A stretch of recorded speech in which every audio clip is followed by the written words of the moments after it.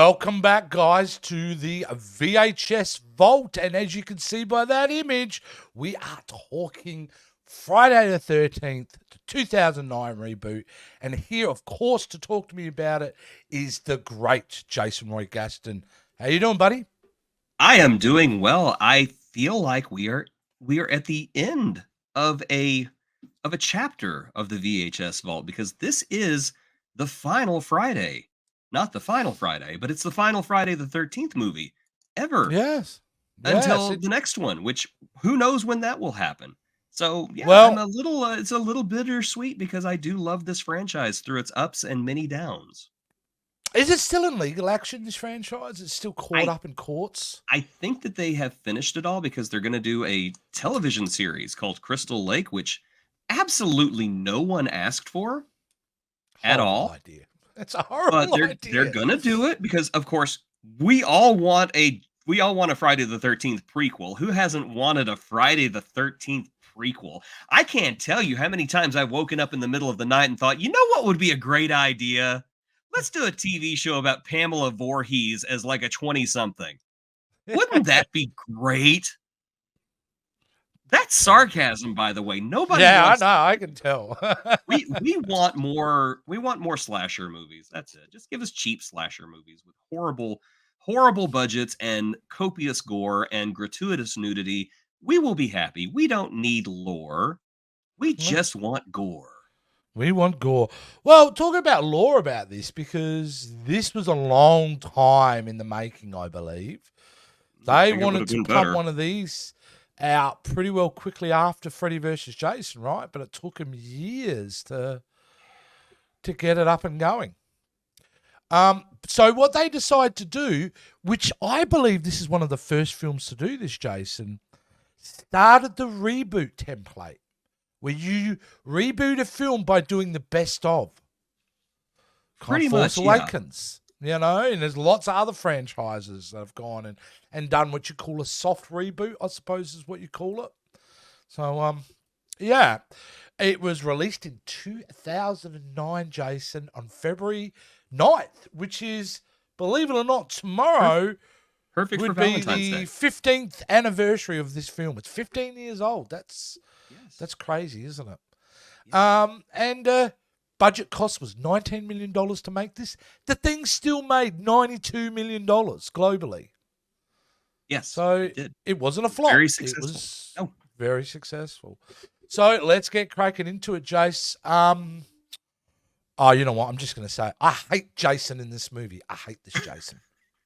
I despise this Jason movie. In fact, it ruins the whole film. I'm just going to put it out there. It really does. what about Jason do you hate the most? That's what I want to know. I hate that physically he moves in such he physically moves like someone who's very hyper aware, who's intelligent, who's not a monster, who's just a human being. And I don't like the change of that. I think physically him moving quickly doesn't work for the character and it strips all suspense out for me. That's the biggest problem with it is his physicality. I do not like it. It doesn't match any of the other films. And really, at the end of the day, one of the things I used to love about Jason, and one of the things that's always been parodies about, is how someone could be running away and, you can't see Jason anymore. Then all of a sudden, boom, he's there. It's There that was a lot slightly of that too. I a mean, there little was lots bit. there was lots of, "Oh, I'm gonna look down here, I'm gonna look up, and boom, Yeah. I'm right behind you." He's like, Right "Hi, behind you. Yeah. So no, would you be my friend?" I really don't understand why they made that change because I think it completely threw me off to the fact that I just didn't enjoy it. I did not enjoy this film when there are other things to enjoy about this film, which I'll talk about. But yeah, I had a real problem with Jason. I have to admit, I have the same thoughts today as I did when I saw this movie in theaters 15 years ago. The first and only time I saw this movie before today, and that was Friday the 13th reboot is all the fun of a Jason movie without all the fun. They went grim, they went gritty. There was no tongue in cheek humor to Yeah. it. It was just we're going to make this as dirty and as I'm going to use the term again, gritty as we can, which was the style back then, thanks to the Batman movies. And it just didn't work. It just The, did not work for me, which is strange even because though, as far as the story goes, this has got one of the most original stories of any Friday the 13th movie. And it's a yep, story you could really get sucked into. Um, yep, it just and I doesn't work and I because tell you they what, took that all was the fun out of it. the thing I was going to mention, which I thought would be the wrong thing about the movie. It didn't bother me. It didn't bother me that they did the first film in the credits. It didn't bother me that the first 20 minutes of the film is part 2 redone. And then we kind of very much brush over 3 till they're really halfway through the film, you get the new story. Yeah, You know, is it halfway, maybe 40 minutes in, you get that. Soon I as love it. our as soon as Jared Padalecki gets into the movie, then yeah, it's a different movie then.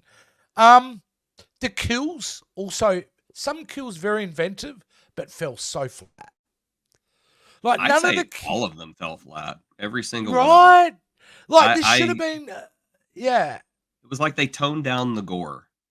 They toned down the shock value of the kills. Because I'm sorry, this may make me a terrible person. The thing that I enjoy most about Friday the 13th movies are the creative, pragmatic ways that Jason offs the cast. There was nothing creative and there was nothing pragmatic here. It was just basically, that's it. Some you know, of it and you didn't don't even even seem to get your happen on greatest camera. hits. You don't get your greatest hit kills either, because No. usually in every Jason film we would get the someone gets thrown out of a window. Hmm. That happens in every movie. We didn't get that. I think we get a slice of the throat. We do. But yeah, it's just like you go for a hard R, but you're holding back on the gore. Like that scene with the grinder machine.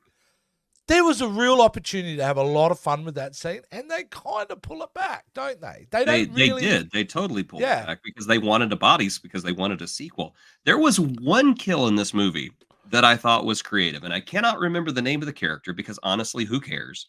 But yeah. it's the actress who he seals inside of the sleeping bag and hangs over the campfire. That I is a was watching good that scene. thinking, that is sadistic. That is Jason Voorhees right there. Mm. And the fact that I he's will making the say that's the boyfriend best watch, scene in the movie. Mm. I have to agree. That is probably the best scene in the movie. So the movie Mm. peaks early. Can I just say though, the young actors that they get in this movie, and there's some quite familiar names playing in the movie. Some, some people that we may know from the Arrowverse, Jason, are in this Yes, movie. Danielle Pennebaker is in this Yeah, movie, and I was surprised because I didn't remember her. And yeah, and yeah, I was shocked too. Yeah. we mentioned Jared Padalecki from Mm. Supernatural, and then Ryan everyone else. Hansen, Yep, yep, Ryan Hansen from Veronica Mars and Party Down. He was also in it, the blonde guy. yes. Um, I'm and sure there were others what that I just about Pamela, the big one, Jason? Pamela. Pamela Voorhees, played by Nana Visitor. Was that Nana Visitor? I 100%. did not realize that. Great. I'm gonna have to go back and look now. Yeah, yeah. I love I Nana. might even She's so have great. him in the screenshots here if you want to have a look through. I'll Just show try to me the get him. screenshot so I don't have to. I don't know watch if I've them. got it here or not. Actually, I don't think I do have the head, but yeah, it is. It's Nana Visitor, which is really kind of Visitor. great as well. So She could have. Jason was my boy. Don't be a collaborator. yeah, that's it. I think she was wearing Bajoran ear stuff. So Now maybe she just reached up and grabbed the girl by the ears, like your paw is strong. I don't know.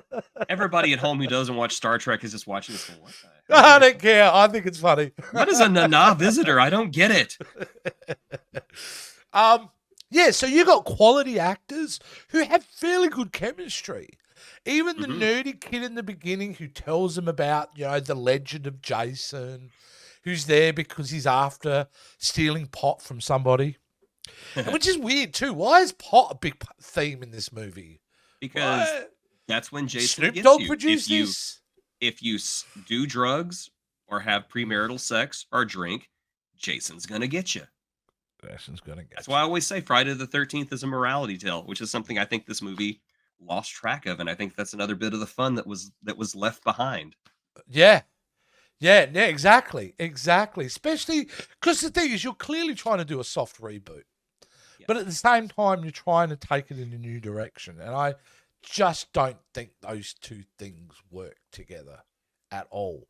It also, yeah, there's just, I reckon around the 40-minute mark is when, and when Jared Padalecki comes in, I'm thinking, okay, this is interesting. He's looking for his sister. This is a different take. But banners are boring. It's just boring, all of it, you know? It really is. And that's where the talent is wasted because we see the characters making really nonsensical decision even more so than some of the older films. A la that our girl from the Arrowverse, she just dumps her boyfriend to go with Jared Padalecki for. Well, honestly, can you blame her though? Oh yeah, yeah. Is Well, there they a were single woman trash. out there who would not dump their boyfriend or husband to if Jared Padalecki showed up at their front door? I'm That's just true. saying, it's just one That's of true. those And things it's that I kind of a actually found very realistic. Well, it's one of those nonsensical discussions anyway, because no character in the history of Friday the 13th has really applied logic to their decision making in the middle of it. No. Can I just say though, Derek Mears, who does play Jason, I'm not saying you're awful. I'm just saying the choices they gave you were awful. Like, the opening shot where we get, our 20-minute Friday the 13th Part 2 reboot, and he runs up, like he kills one of them, and then he runs up to do the hack, which should have been like really impactful, and they cut it just before the machete goes into her head. Well, you think the machete's going into her head. And I'm going, no, he's moving too quick for me. Like, he moves like a smart person. So is Jason a smart guy who's just figured now? Is he a smart guy, or is he a dumb guy who's a monster? Well, he thinks that Whitney is like his mother, so he can't be that smart. What do you think about the kidnapping? Because that's a whole new thing for Jason, kidnapping. Honestly, if he thought that somebody was his mother, I could buy it. I actually could buy it. Yeah. So that did not bother me. Mm. What bothered me was just everything else around it. Everything else in this movie just did not work. And I will challenge anyone to watch the scene where Jared Padalecki and his sister, and I forgot her name, I do apologize. Whitney, when Jared Padalecki and the character Whitney are trying to escape from Jason, and Jason grabs Jared Padalecki and pulls him out of the bus, and you see his head smashing through windows. I challenge anybody to deny that ending was reshot, because it is my fervent belief that Jared Padalecki's character meets his maker in that scene, and she was to go off and like finish the movie on her own. Yeah. They reshot it, and it was such a dumb scene because he's literally like getting his head shoved through the bus, and then he disappears for a minute, and then he's on top of the bus going, "Come on, let's go." And I'm like, what? How are you still alive? Exactly. It was. Yeah. At best Jason case, is more thorough than that. Yes, exactly. That's the thing. Jason doesn't just leave the job half done. He's going to make sure you're dead. Yes. This movie. The fact that the fact that by the end of this movie, I hoped everybody died. Everybody died. I did not like any of the characters in this movie. It fell into that trap. It kind of reminded me of the films of the 2000s horror films, where all of a sudden the last 15 minutes set inside tunnels or dark hallways.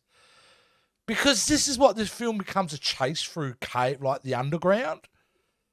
And I hated that whole bit. And it made no sense. I mean, it's like he crafted his own underground bunker, didn't he? So he has the skills to do that. Like, that's down there just like a dog. Yeah, clawing at it. Yeah. Picking up I will say, I love the ground floor. I love the ground floor. I love the fact, like, to me, if they never did the undercover part and just did the ground floor, and that's what he lived in, that slime, that filth, but that's what he lived in, totally down for it. That was an upgrade. Yep, it's the old family home. Of course, he would gravitate towards that because what else did he have?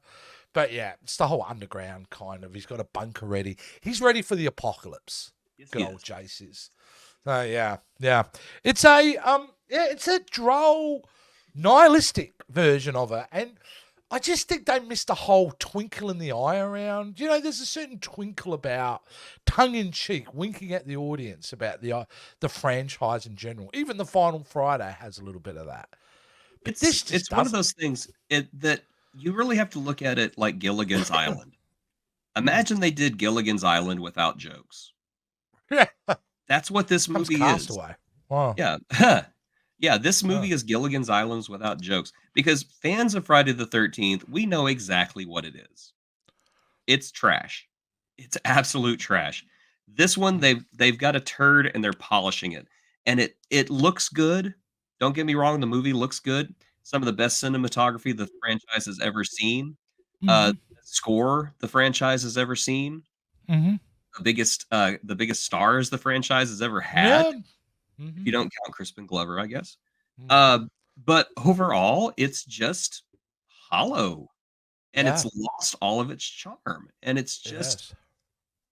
I don't know. I can't I can't really put it into words because there's a certain It's je ne sais quoi which is yeah. missing. I think And you it's kind of touched on there. it early in your earlier comment by saying that. I think what's happened is someone's come along. They've started putting larger gravitas on this franchise than it deserves. That's why they've gone, oh no, it's got to be serious. You know, this is a beloved franchise. And yeah, they forgot tonally. I mean, they made Jason X in 2001, and that had the twinkle in its eye. That knew exactly the film it was supposed to be and carried it out. Was it perfect? Hell no. But No, it it knew was what it was. trash. Yeah. It was trash, Yeah. but it was fun trash. They put too much importance over this franchise and they're like, oh, it has to be treated in a certain way. It needs to be this. And it's like, no, man, it needs to be like Friday the 13th, Part 6, Jason Lives. You should have been watching that every day after dailies, Yeah. but you You didn't. wanna So, you wanna talk about a great soft reboot, Friday the 13th Part 6 is one of the oh, best soft reboots I've ever seen. oh, It's mate, the best Friday that the would have 13th to movie. be in the argument is maybe the best. It's in the Yes. top three Yes, most definitely. easily. So, Most definitely. because it's so perfectly done. I will say, you mentioned the music. I liked the score very much. I thought the score was good. And funnily enough, it was done by a composer called Steve Jablonsky. You may Yes. know him because he did the score for Transformers. So if you know Yes, that bit of and music, the score for the first Transformers is is actually one of my favorite movie scores. The yeah, rest of them are just me, but that first one, that dun dun dun dun dun dun dun, just yeah, great score. it's great, really powerful. So yeah, it's funny, isn't it? That you've got all these good ingredients. I don't know who's responsible. It's a whole team of people that's responsible. But if you're the director, yeah, kind of buck stops with you, buddy. And I just think some of the choices he made, Marcus Nispel, um, yeah, just really didn't work. I mean, Well, there enough are that this film made enough money to justify a sequel, yet there was never a sequel to this movie. there are also other fingerprints on this Mm, movie that so far it's been the elephant in the room. mm. And since we've brought up Transformers, I guess we can say the name of the man whose name we have been avoiding, and that is Michael Bay. Yes, Michael Bay trying to was avoid it. involved in this movie, and He's a you can producer. tell. Now, apparently, Michael Bay was not happy with this movie. Reportedly, he actually walked out of the premiere because he said that there was too much graphic sex in it. Fair. It's a fair point. But at the It same is time, it tells me Michael Bay did not understand Friday the 13th either, because because that's definitely part of Friday the that's 13th. one Yeah, of the draws is that yeah. it's depraved violence and sex. But yeah, this feels like a Michael Bay movie. It honestly reminds me a lot of Transformers: Rise of the Beasts because it was not directed by Michael Bay, but it sure felt like it was. Yeah. Same thing. Yeah, I think that this is his Platinum Dunes production company at the time. They were doing how didn't they do And Marcus Dispel directed that one as well. Was the reboot of Texas Chainsaw Massacre, Platinum Dunes one Yes, they around that did, time. which was Yeah, also forgettable. meh. Yeah, Yeah. very meh, very meh. Um, is it a franchise killer? Was this thing a franchise killer, Jay? Is the reason we haven't had one? We know some legal issues are currently involved, but I am just something happened along the way. I think it was so critically panned that they didn't go ahead and produce a sequel straight away. I mean, these not expensive movies to make. They are not expensive movies to make. I don't think that this was a franchise killer. I think Mm. that if the studio would have had their way, they would have come up with a sequel. I Mm. just think the legal issues got in the way. I Mm. think that that is what prevented it from moving forward because they were ready for a sequel. They kept him from going into the meat grinder. I Yeah, think that if they had done a sequel, they would have done yeah. a sequel along the line of 6 where he comes back as a zombie. And That's who where, knows? Maybe because that yeah, would have been fun. where else do you go? Where else do you go? You kind of got to go back down that direction now, And don't you? by movie number 3, he might have gone to space. I don't Yeah. know. Maybe it would have been Jason Yeah. Voorhees on the shuttle going to go blow up an asteroid. No. I always thought, here's an idea. Houston, we lost another astronaut. We don't know why. Jason gets trapped in a time machine. I want to see a film where Jason goes through different time periods, hacking and slashing. That would be Like, amazing. I would like a watch History that. of the World Part 1 with Jason. I want to see a movie with Ice Cube and Chris Tucker and call it Next Friday the 13th. That's a great idea. That's so Jason, out there. That would Jason, be great. I know that Tom Tiny Lister is not around anymore, but could you Yeah. imagine Jason Yes. Voorhees and Tom Tiny Lister running across each other on the streets of Compton? That's That a would great have idea. been absolutely amazing. I want to 'cause it see is a challenge. crossover between Jason Voorhees and the Bible. Mm. Like the Bible with Jason Voorhees. Jason Well, Voorhees you in know the Garden what? of You want Eden. to see Jason a good, Voorhees in the Exodus. You know, yeah, Jason Voorhees meets Moses. That would be amazing. yes, be I don't know amazing. why. You know what's a really good I'm going example to of a hell. I don't care. um, you know what's a good example of a franchise that's taken something into a direction? We're both frustrated about this franchise because we've only seen half the season. Chucky. Look what they do with Yes. Chucky. Throw him into the White House. Yeah. Like, brilliant. You know, and why don't we have that? Why can't we have a Friday the 13th movie where it hunts down all the members of Congress? I'm down for that. I would be rooting for him. Yeah, that's it. Most of everybody He would could, he be. could be wearing a stupid shaman hat walking around for all I care. It would be amazing. Yeah. That'd be, MTG went that way, Jason. She went that way.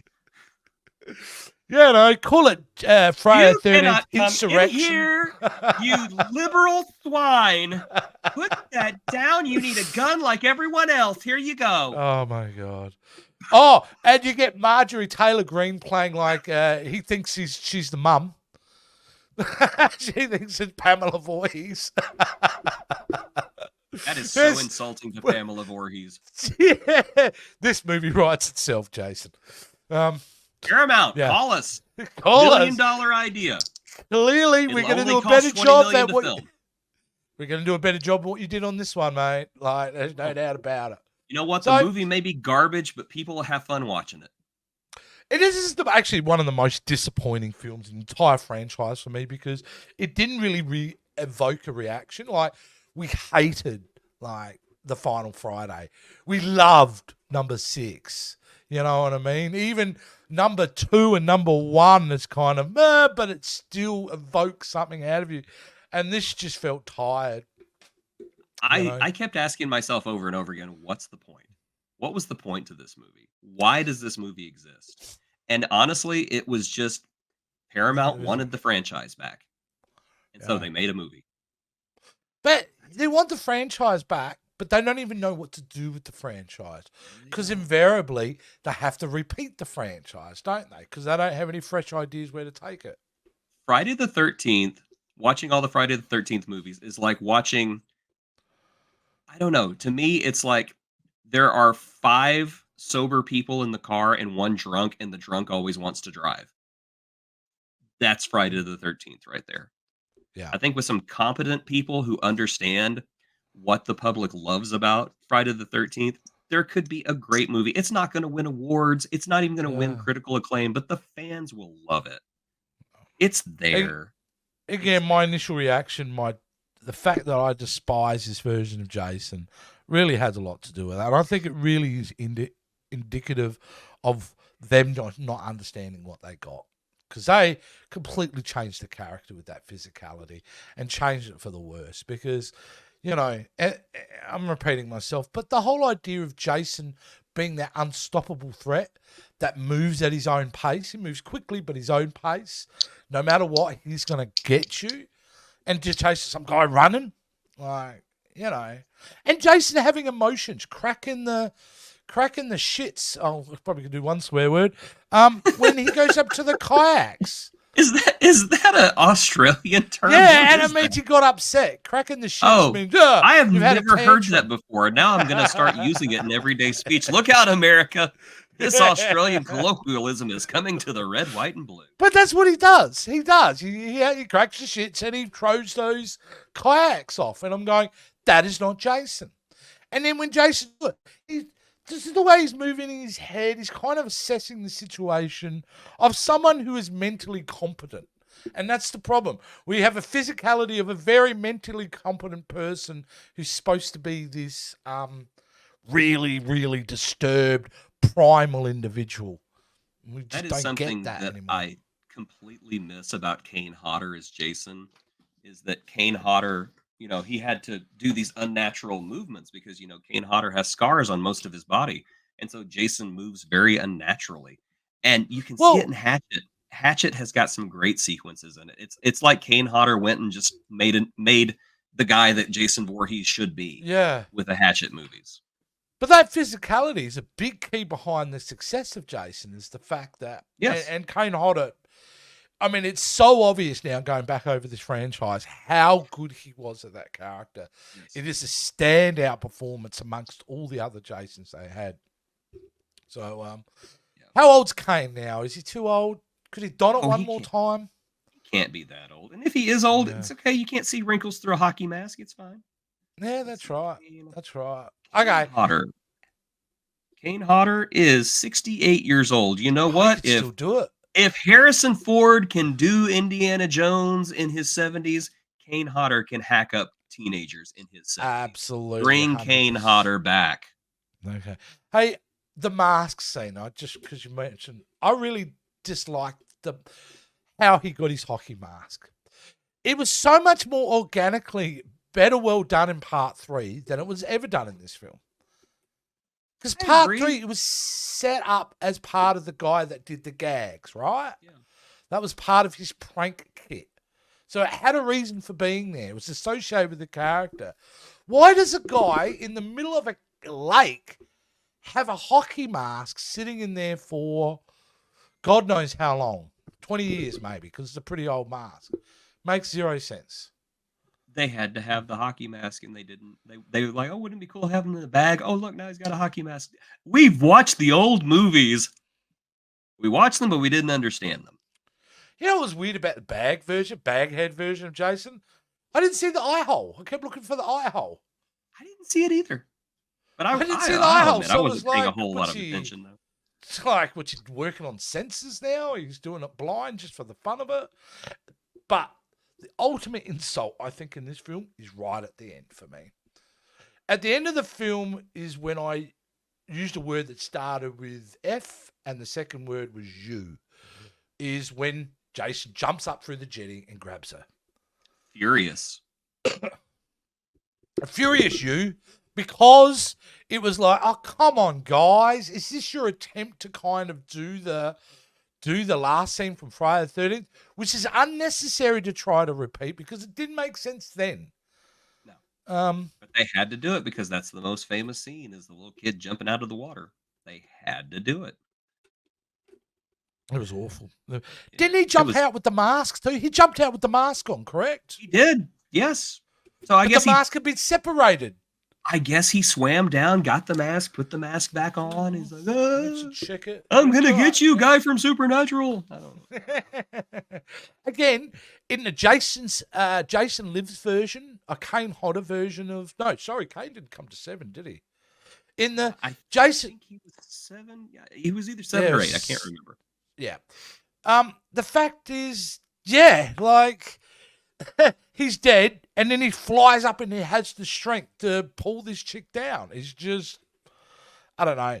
If it was, like I said, if it was Jason from Jason Lives, he's a demon, makes sense. But we're told that this guy throughout this entire film is a living, breathing humanoid thing. Yeah, he's a deformed, mentally handicapped hillbilly who lives out in the woods. Yeah, exactly. So no, we know he's strong, but there's no sign of any supernatural ability yet. So again, this scene would be cool to redo. This scene from this film would be cool to redo. Let's just smash it together. We got ourselves a film. Let's play the greatest hits. Mate, he's not alone, because the next Star Wars film we got 6 years later was the same thing. But they at least understood why we liked Star Wars, and they got the tone right, and they got the characters right. Say what you will about where the sequel trilogy went, but they nailed The Force Awakens. There's only one stench about Force Awakens. There was no scene with Luke, Han, and Leia. That is the only stench on that film. I agree. Yeah. Anyway, enough about Force Awakens. Friday the 13th, 2009 version. I will probably never, ever watch again. It's not that I hate it. It's just, it means nothing to me. And moving forward, I'm going to have to spend some time washing out this movie, because I think it does nothing to the franchise except bring it down a little. I have to agree, to be honest. For a long time, I forgot this movie even existed because it left so little impact on me. This movie is unnecessarily dull. I think it misses all the points of what makes Friday the 13th fun. It takes Friday the 13th and basically removes everything that I love about it to create something that is dour, gritty, and nihilistic. And I didn't like the characters. I didn't like Jason. I just didn't hate the movie, but it was unnecessary. And I think that if this movie had never been made, the world would have been the same as it is now. It's just a complete non-event. I'll tell you what I do love about this is the fact that we went back and watched the entire series. It's been really enjoyable to do all these films. Overall, with the good and the bad of this franchise, my love for this franchise hasn't waned. It's still there. I will still have a fond memories for this series. It does highlight how good Jason Lives is. Like, to me, when I think about the franchise, there's the franchise, but way above it, up in the high rise, Jason Lives. Absolutely. And everything else is different degrees of beneath that. But, a franchise that I was obsessed with as a kid, I don't know if I'm obsessed, but my love for this franchise is there. And I root for future Friday films. Let's hope they can do something, Jason. I do as well, and you want to know my dirty secret? I'm going to watch Crystal Lake when it comes out. Thinking maybe it'll be good. Yeah, my friend, do you realize that we started this journey through the Friday the 13th films over a year ago? I think it was a year ago. It was a year ago, yes. So we have reached the end, and next week we reach the end of another franchise that we have explored. I'm really optimistic about this film. I think that I think the next film is actually going to make us look a little bit more fondly at this one. Yes. I remember watching it, watching the Nightmare on Elm Street reboot, and just having nothing but white hot hatred for it afterwards. Just absolutely hating That's it. been my experience too, but we've got to follow through. It's the last film in that franchise as well, so we kind of got to get there. And I think it's been 11 years, I think. I know almost 13, 14 years since the remake. So a bit of time has passed. Yes. You know, we've seen what that version is now. We've seen the other version. So it'd be good to go back and revisit and maybe pick apart how it went wrong. Why did it go wrong? I think so. Yeah, I absolutely. have not seen it since that day, so many years ago. I saw it at the cinema on a Saturday afternoon. Walked out with my wife out of the movies. It was in one of giant kind of shopping mall. And just like almost blocking out. I was in shock, to be honest with you, because I felt so kicked in the guts by that movie. So, but before we get there, are we going to do that next week, or we got something else coming up? Oh, we got something else coming up. Okay. What do we have coming up? I don't even remember. I don't even remember either. We've got a list, guys. You mentioned a movie, but are we going to do that one next, or are we going to? Well, I say why not? Okay. Why not? Right, let's do it. I think we need a. This is his suggestion, not mine. Okay, yeah, because you're still worried about the last suggestion. Yeah, I know. I brought us a boy and his dog. Now it's your turn. You take this. And I'm actually trying to bring up an image here. I wish I had the image, but you know what? You guys look it up. Put it this way: it's got a couple of big names in it, starring Paul Walker, Denise Richards, right? 9. Ooh, Tammy and the T-Rex. Tammy and the T-Rex. I'm gonna try to see if I haven't even made the thumbnail for it, which is really unusual, but just so you guys can get a sense of what it is. Here, let me share this image with you, because it's definitely worth checking. So that's the poster here, Jace. Tammy and the T-Rex. All right.